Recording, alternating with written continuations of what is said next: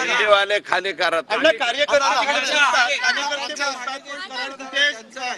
पोलिसांना माहिती नसतं, यंत्रणेला माहिती 21 दिवस फक्त सरेंडर व्हायच्या आधी कार्यकर्ते आधी पोहोचतात. कम्युनिकेशन सुरू होतं का कार्यकर्ते लागला पाहिजे.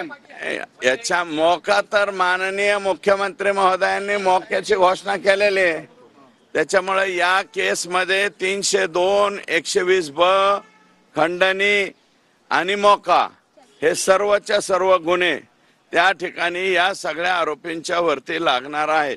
हे मी नाही, राज्याच्या सर्वोच्च व्यक्तीने ही घोषणा केलेली आहे. त्याच्यामुळे मोका लावण्याचा प्रश्न धनंजय मुंडे काल येऊन मुख्यमंत्र्यांना भेटतात आणि आज आरोपी सरेंडर होतो. धनंजय मुंडे भेटल्यानंतर सरेंडर होतोय.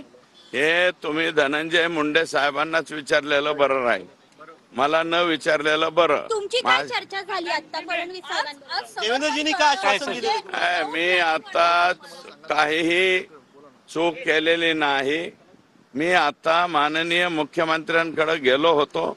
ते फक्त जे खाली आपल्या याच्यापुरते जामीनपुरते जे सरकारी वकील नेमलेले आहेत त्याच्यामध्ये एका शब्दाची त्रुटी आहे, ती त्रुटी दूर करावी अशा प्रकारची विनंती करायला मी त्यांच्याकडे गेलेलो. प्रतिमा स्वच्छ राहावी म्हणून धनंजय मुंडेंनी राजीनामा द्यावा अशी तुमची थेट मागणी आहे का?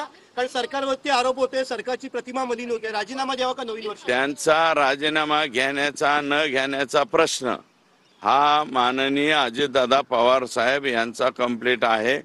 त्याच्यामुळे त्याच्यावरती मी फारसं काय बोलणार नाही. सरकारची प्रतिमा मलिन होती. सरकारचं नाव खराब होतंय तर मी फार छोटा माणूस आहे. मी एका 2.25 तालुक्याचा आमदार आहे. मी या बाबीवर निर्णय करू शकत नाही.